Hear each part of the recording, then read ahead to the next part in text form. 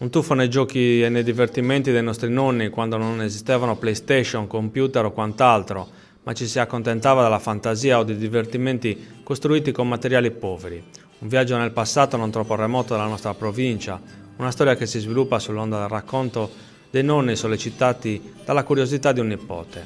E questo è il filo conduttore del lungometraggio Yoka Yoka, realizzato alcuni anni fa da Franco Serra, Mino Piccirillo e Giovanna Ascano. Un racconto che, grazie all'ausilio di alcuni attori e il ricorso a dei flashback, riporta lo spettatore in una Sardegna che non c'è più.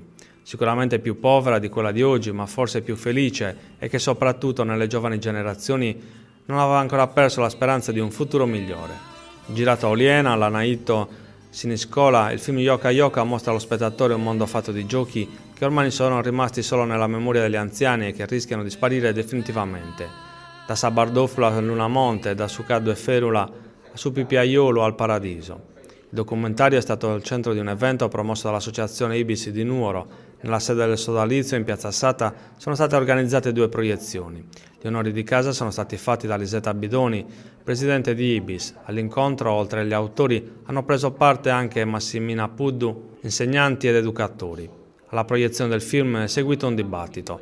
Alla seconda proiezione hanno assistito i componenti del coro Soscanarios di Nuoro, diretto da Giampaolo Caldino, che hanno offerto al pubblico un mini concerto eseguendo alcuni brani dal loro vasto repertorio. Canzoni che hanno riportato tutti indietro nel tempo, quando i nostri nonni erano bambini e internet e la televisione erano ancora di là da venire e non occupavano i pomeriggi dei bambini.